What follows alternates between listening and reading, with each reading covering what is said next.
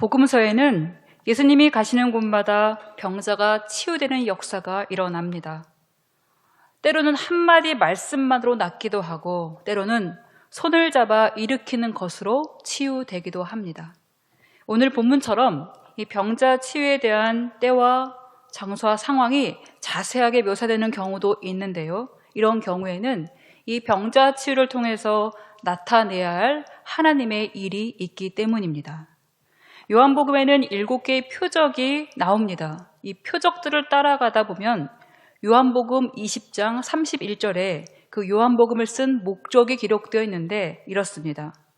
예수께서 하나님의 아들 그리스도이심을 믿게 하려는 것이요 또 그 이름을 힘입어 생명을 얻게 하려는 것이다.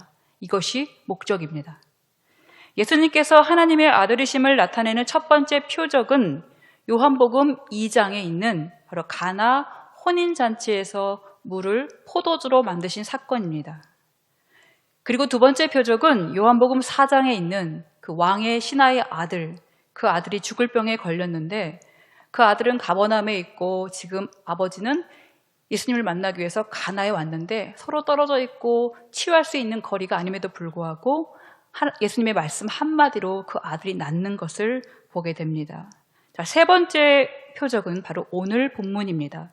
베데스다 목가에서 38년 된 병자를 고치신 사건입니다. 이것은 병 치유를 넘어서서 삶의 양단을 결정해야 되는 아주 중요한 사건입니다. 예수님은 늘 치유와 죄사함이 필요한 곳에 먼저 찾아가십니다.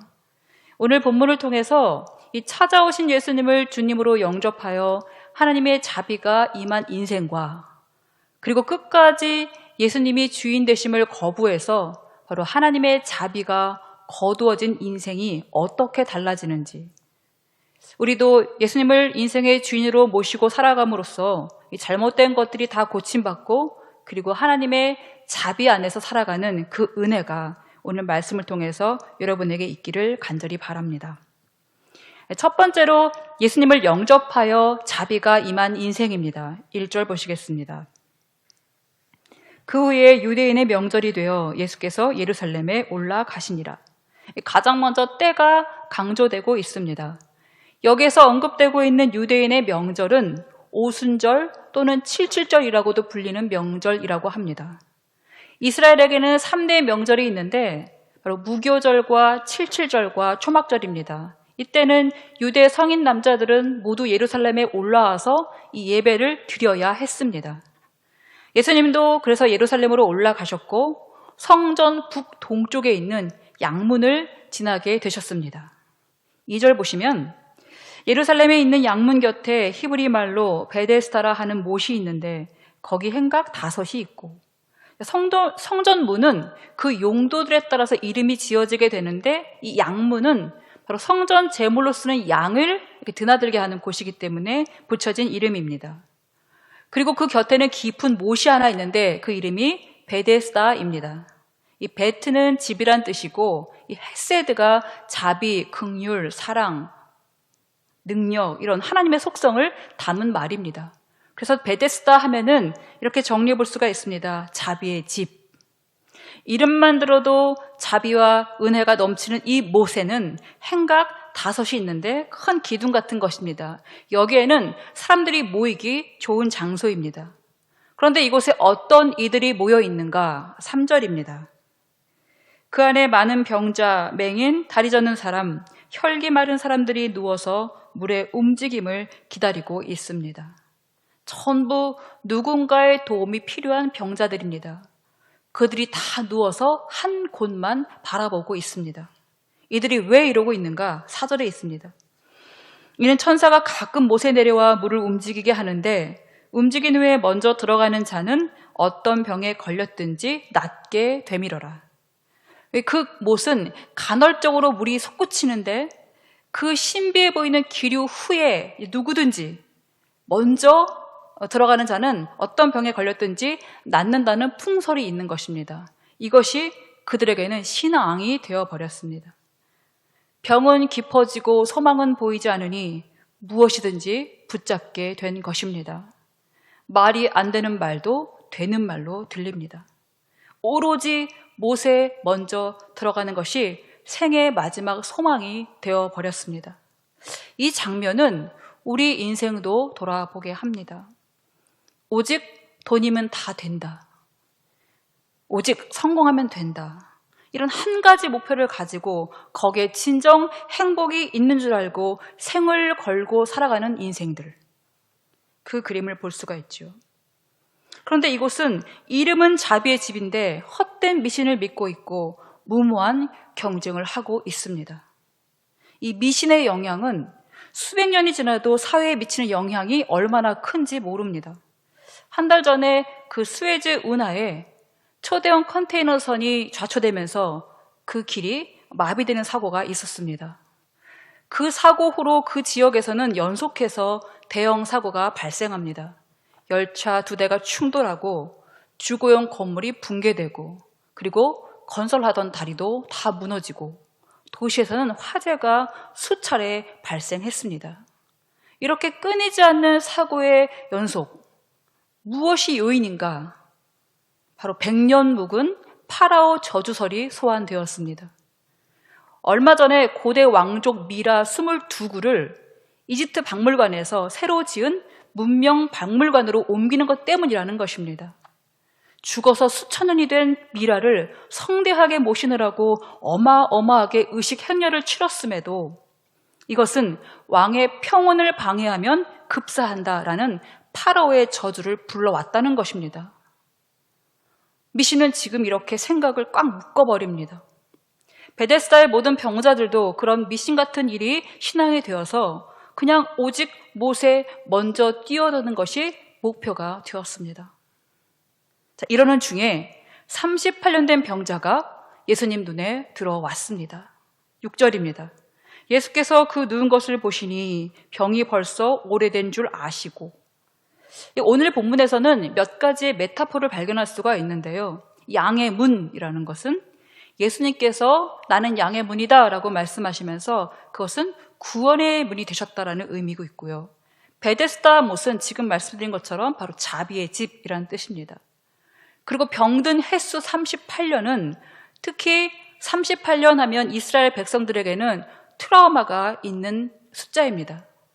하나님의 명령에 불순종해서 신의 산을 출발한 후로 38년을 광야에서 이 백성들이 소멸되는 시간으로 보내야 했기 때문입니다.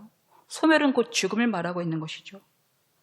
성전을 이렇게 곁에 두고도 들어갈 수 없는 신세, 자비의 집에 있다고는 하지만 미신에 의지한 채 서로 먼저 들어가려고 앞다투어야 하는 이 자비 없는 병자들의 삶. 양의 문이신 예수님, 자비하신 예수님을 영접하지 못한 바로 유대인들의 모습이 그대로 투영되고 있습니다. 그를 찾아오신 예수님은 오셔서 그를 먼저 보셨고 그리고 그 병을 아셨기 때문에 그에게 이렇게 물으십니다. 6절 하반절입니다. 내가 낫고자 하느냐? 병이 오래되고 깊은 자에게 낫고 싶은지를 묻는 것은 사실 의미 없는 질문입니다. 그러나 예수님은 그가 나아서 멀쩡히 걸어다니는 것이 가장 큰 소망임을 아시고는 하나님의 자비를 부어주시려고 그렇게 뻔한 질문을 하고 계시는 것입니다. 병자가 대답합니다. 7절입니다. 주여, 물이 움직일 때 나를 못에 넣어주는 사람이 없어서 내가 가는 동안에 다른 사람이 먼저 내려갑니다. 그런데 그의 대답에는 몇 가지 오류가 있습니다. 나를 도와주는 자가 없다. 다들 나보다 먼저 간다. 그래서 나는 병 나을 기회가 없다. 그런데 이 사람의 병이 깊어진 이유는 그것이 아닙니다. 첫 번째, 미신에 의지하여 병 낫기를 바랬다는 것입니다. 이건 잘못된 치유죠.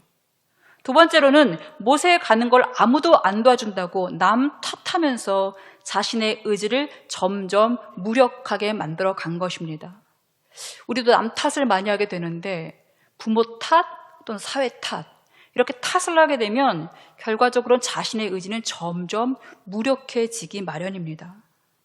그리고 세 번째로 다른 사람이 먼저 간다고 이 같은 처지에 있는 병자들을 전부 경쟁자로 여기면서 마음속에 원망을 품은 것입니다. 이렇게 헛됨과 체념과 책임 전가의 세월만 38년을 쌓고 살았으니 그가 삶의 태도를 바꾸지 않고서는 그는 이대로 39년, 40년 병든 횟수만 더해갈 뿐입니다. 그는 베데스다의 솟구치는 신비한 물이 아니라 바로 하나님의 아들 예수님께 치유가 있음을 몰랐고, 누가 도와줘야 하는 것이 아니라 자신이 나을 의지가 있어야 함을 몰랐고, 그곳 병자들은 경쟁 대상이 아니라 자신처럼 주님을 만나야 하는 자들이며 결국은 자신이 사랑해야 할 이웃임을 몰랐던 것입니다. 그를 너무도 잘 아시는 예수님은 그의 삶을 180도로 전환시켜 주시는 말씀을 하십니다. 8절입니다. 일어나 내 자리를 들고 걸어가라. 아니, 그가 어떻게 일어납니까? 무릎이나 펴질 수 있겠습니까? 38년간 누워만 있던 그에게는 상상도 못할 일입니다. 그러나 예수님은 그의 내면에 낫고자 하는 의지가 거의 바닥에 낫다 하더라도 바로 하나님의 권능의 말씀으로 힘있게 끌어올려 주시는 것입니다. 하나님의 말씀은 이렇습니다. 히브리서 4장 12절입니다. 하나님의 말씀은 살아있고 활력이 있어 좌우에 날선 어떤 검보다도 예리하여 혼과 영과 및 관절과 골수를 찔러 쪼개기까지 하며 마음의 생각과 뜻을 판단하시니, 바로 이러한 능력이 말씀의 능력이기 때문입니다.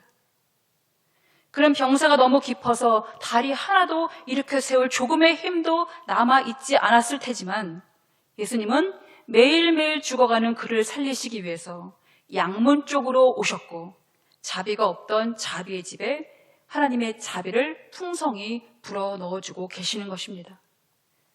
이제 자비의 집에 집 주인이 오셨으니 그를 영접하고 진정한 하나님의 자비와 사랑을 받으라라고 말씀하시는 것입니다.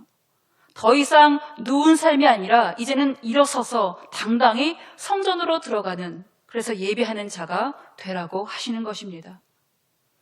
예수님을 영접한 병자는 완전히 달라졌습니다. 9절입니다. 그 사람이 곧 나아서 자리를 들고 걸어가니라. 자비하신 예수님은 이를 치유했고 38년 묵은 병은 씻은 듯이 나았습니다. 그리고 그는 이제 하나님의 자비 안에서 살아가게 되었습니다. 성전을 앞에 두고도 성전을 들어갈 수 없었던 그가 이제 성전을 드나들게 되었습니다. 14절에 있죠. 성전에서 그가 예수님을 만납니다. 구원의 주님을 만났기 때문에 양문을 드나들며 예배하는 자가 된 것입니다. 그리고 병만 낫게 된 것이 아니라 바로 죄의 문제까지도 해결함을 받았다라는 것을 볼 수가 있습니다. 예수님의 치유는 그렇게 현상적인 질병뿐 아니라 바로 그 존재까지도 바꾸셔서 주님을 영접한 자, 그 이름을 바로 하나님의 아들로 믿는 자들에게는 하나님의 자녀가 되는 권세를 주시는 것입니다. 혹시 우리가 이 병자처럼 헛되고 소망 없는 베데스다에 너무 오랫동안 머물면서 그 자리가 생명인 줄 알고 38년 동안 끌어안고 살다가 묻고 묵어서 냄새나는 그런 잘못된 삶은 없는지, 바로 그런 자리에 예수님의 자비가 임해야 합니다. 이렇게 하면 잘 살까, 저렇게 하면 잘 살까, 세상 풍설과 헛된 미신에 인생을 막힌 채 재산도 걸어보고 온 에너지와 세월을 쏟아보았지만 여전히 앞날은 막막하고 행복도 없고 도리어 병든 이 한 몸 외에는 아무것도 남은 것이 없다면 그곳에 주님의 자비가 속히 임해야 합니다.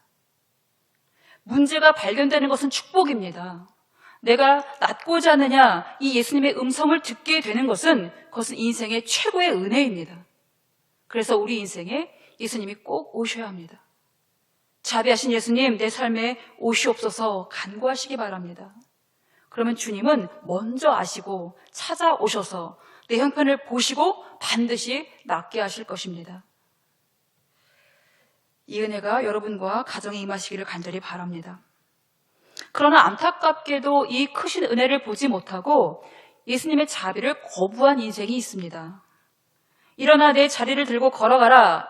이 예수님의 한마디 말씀에 병자는 곧 나아서 자리를 들고 걸어갑니다.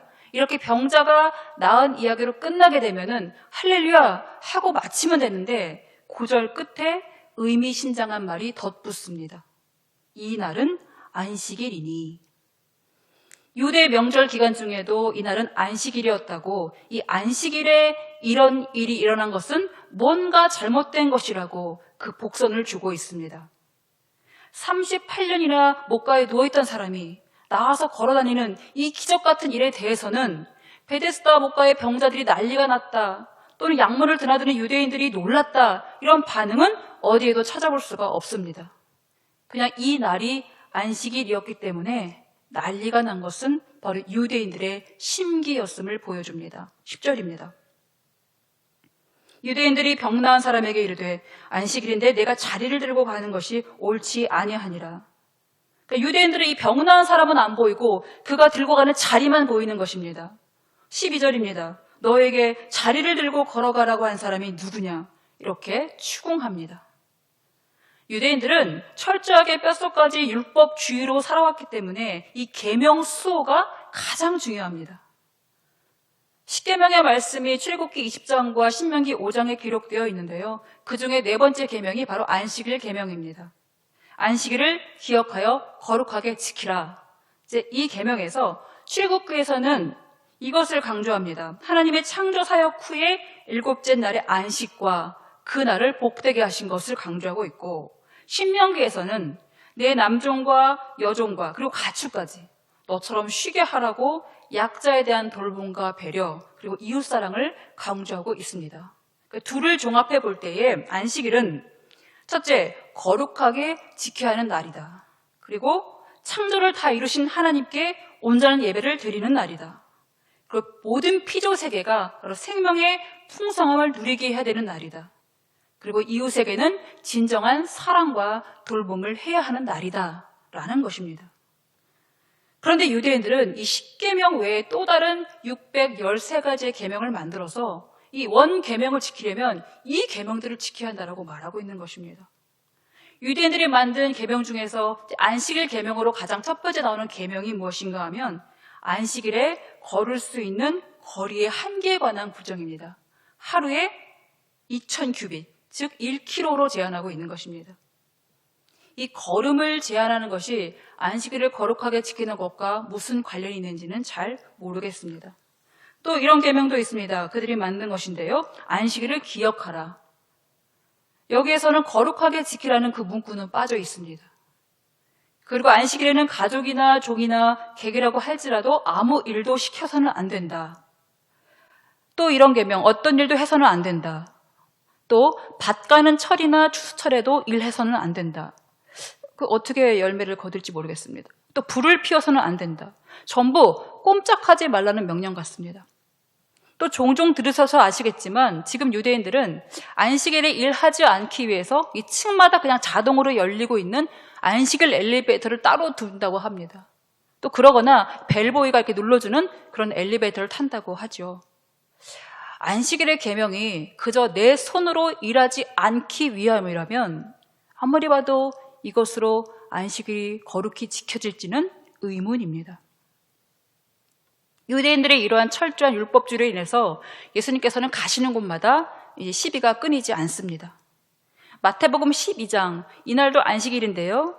안식일에 예수님의 제자들이 밀밭 사이를 지나며 밀이삭을 비벼 먹자 바리새인들은 제자들이 안식일을 범했다고 정죄합니다.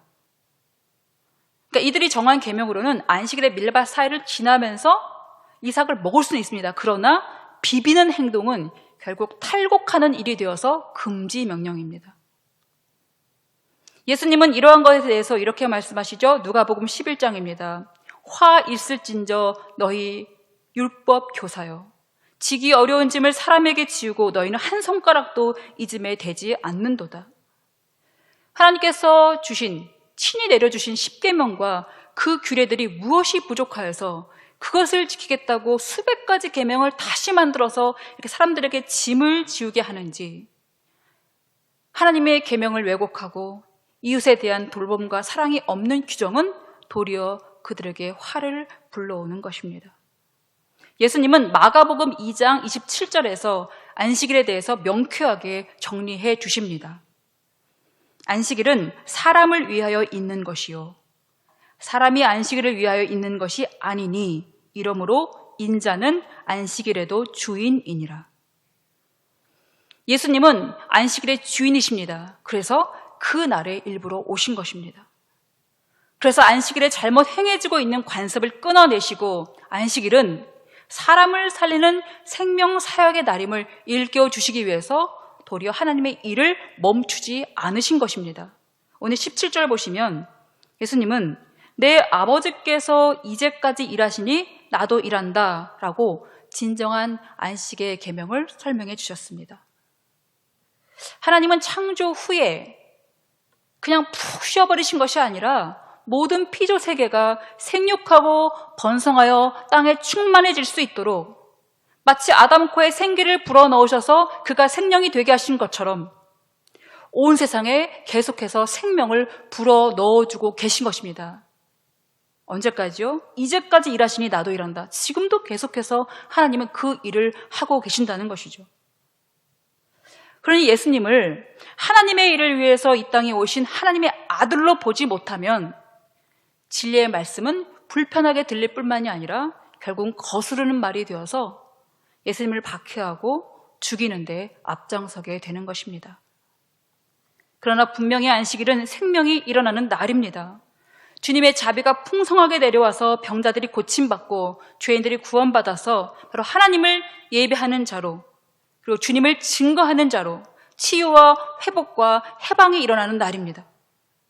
안식일에 그날의 주인이 오셨고 자비하신 주님이 자비가 없는 집에 오셨고 그리고 양의 문이신 예수님께서 양문을 열어주셨음에도 안식일은 일하면 안 된다라는 규정에 꽉 묶이게 되면 눈앞에 양문을 두고도 베데스다 병자처럼 계속 누워서 죄인을 양생하고 그리고 사람을 죽이는 날이 될 뿐입니다. 모든 사람들은 그렇게 열심히 일해서 돈 벌고 애쓰는 이유가 무엇일까요? 참된 행복과 평화와 안식을 누리기 위함일 것입니다. 누가 안식의 복을 누릴 수 있을까요? 누가 행복을 누릴 수 있을까요? 바로 자비하신 주님을 만나서 말씀을 들은 자가 그 복을 누릴 수가 있습니다. 병자는 자비하신 주님을 만남으로 걷게 되는 평생 소원을 이루었고 그리고 내가 만난 이가 바로 예수라고 예수님을 증거하는 증인으로 살게 되었습니다. 여러분, 인생 행복의 끝은 무엇인지 아십니까? 바로 예수 증인으로 살아가는 것입니다. 우리는 어떻습니까? 하나님을 철저하게 믿고 성전문도 거리낌 없이 드나들지만 정죄와 판단의 눈독이 가득하고 잘못만 찾아내는 유대인들 같은 모습이 있다면 빨리 돌이켜야 합니다. 생명이 소생케 되는 것을 보지 못하고 저거는 안식일에 옳지 않다고 정죄만 하고 있다면 주님의 자비가 나에게서 거두어지고 있는 것입니다. 그러나 하나님의 자비의 폭이 얼마나 넓은지요. 그럼에도 불구하고 그런 유대인들을 내치지 않으십니다. 요한복음 4장 보시면은 사마리아 여인을 일부러 찾아오신 예수님, 그에게 생수를 주시려고 오신 예수님이 그에게 이렇게 말씀하시죠. 구원은 유대인에게서 난다. 예배 대상이 정확히 누군지 아는 이들에게부터 구원이 난다라고 말씀하는 거죠. 헛된 예배가 아니라 바로 하나님께 예배하는 자들에게서 구원이 난다라고 말씀하고 있는 것입니다. 또 사도행전 1장을 보시게 되면은 복음의 출발이 어디서부터 시작합니까? 바로 예루살렘으로부터 시작해서 온 유대와 사마리아와 땅끝까지 이르러 내 증인이 되리라 라고 말씀하고 있죠.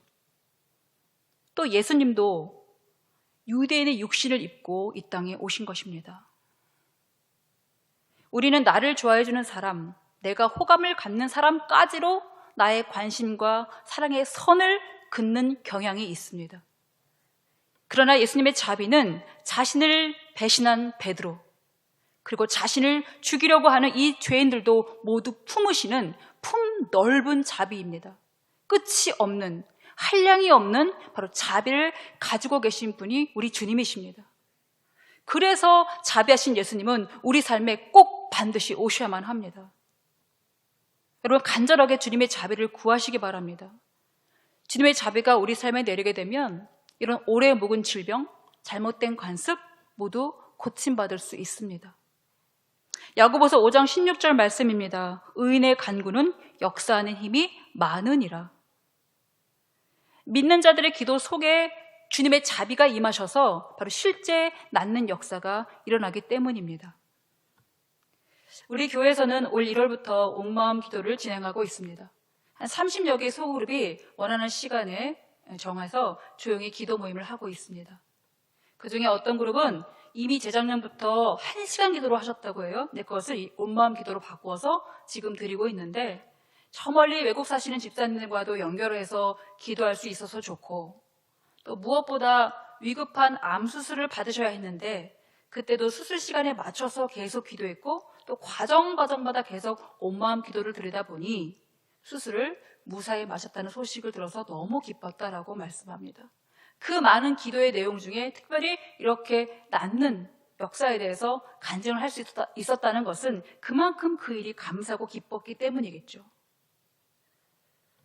또 어떤 분은 마음이 우울하고 공황장애가 와서 치료를 받을 정도로 생활이 힘들었는데 주님께서 어떻게 하다가 온마음 기도로 자신을 인도해 주셔서 같이 기도하다 보니까 외로움도 덜해지고, 그리고 지금은 장애를 느끼지 못할 정도로 좋아지셨다라고 말씀합니다.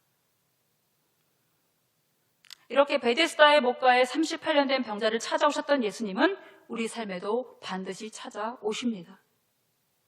38년 병자는 그런데 예수님께 구하지도 않았습니다. 그럼에도 예수님은 먼저 그가 자비가 필요함을 아시고 찾아오신 것입니다.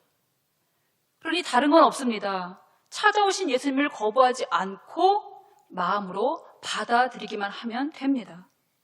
요한계시록 3장 20절입니다. 볼지어다 내가 문 밖에 서서 두드리노니 누구든지 내 음성을 듣고 문을 열면 내가 그에게로 들어가 그와 더불어 먹고 그는 나와 더불어 먹으리라. 무엇만 하면 된다고 말씀합니까? 내 음성을 듣고 문을 열면. 구역 식구 중에 한 분이 100세가 되신 외할아버님이 주님이 영접하시기를 간절히 바라서 저한테 방문 기도를 부탁하셨습니다. 오랜만에 신방이라서 제가 너무 떨렸습니다. 할아버니 연세를 듣고는 꼭 이번에 예수님을 영접하면 좋겠다는 마음이 생겼습니다. 그래서 기도하고 또 기도했습니다. 기도하면서 바로 주님의 자비를 구했습니다. 그리고 주님 그 가정에 주님의 자비를 내려주시옵소서. 그리고 할아버님 마음에도 주님의 자비를 내려주시옵소서.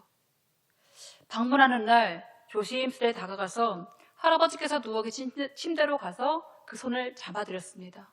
제 마음은 뭉클했고 간절한 마음이 생겼습니다. 찬송하고 같이 기도하는데 기도하다가 할아버님께 그랬습니다. 할아버님 말씀을 하실 수 없는데 할아버님 혹시 마음에 주님을 받아들이시기를 원하신다면 이 손을 가슴에 살짝 얹어주세요. 제가 잡고 있었기 때문에 같이 올라가는 거죠. 이렇게 가슴에 손을 올리시더라고요. 얼마나 그 손이 따뜻하고 부드러웠는지 함께 기도한 가족들도 기뻐하면서 같이 감사 기도를 드렸습니다. 여러분 다른 방법은 없습니다. 그저 예수님의 자비와 긍휼을 구하시면 됩니다. 그래서 이렇게 기도해 보시기 바랍니다. 자비하신 주님, 우리 가정에 오시옵소서. 우리 교회에 오시옵소서. 우리 학교와 직장에 오시옵소서. 이 나라, 이 땅에도 오시옵소서. 주님, 저가 믿은 지 오래되어서 신앙이 굳어버린 것 같습니다. 저의 수십 년 신앙의 자리에도 오시옵소서.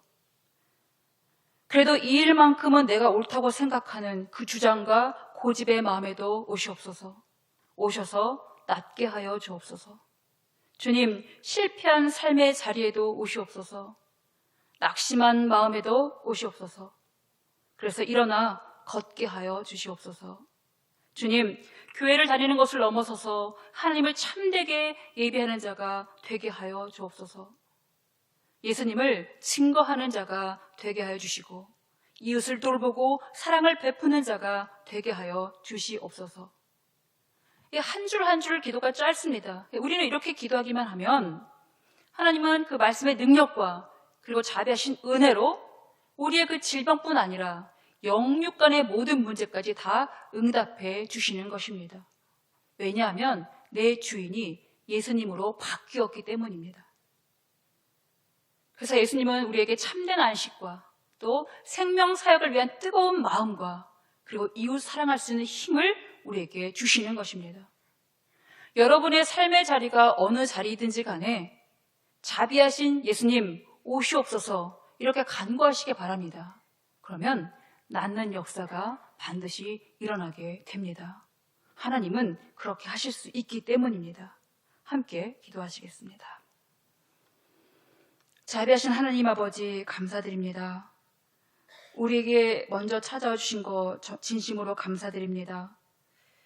그리고 우리가 어떤 상태든지 우리가 어디가 병들었는지 무엇이 잘못됐는지 깨닫게 하시고 또 하나님의 자녀로서의 삶으로 회복시켜 주시는 은혜가 있게 하시니 감사드립니다.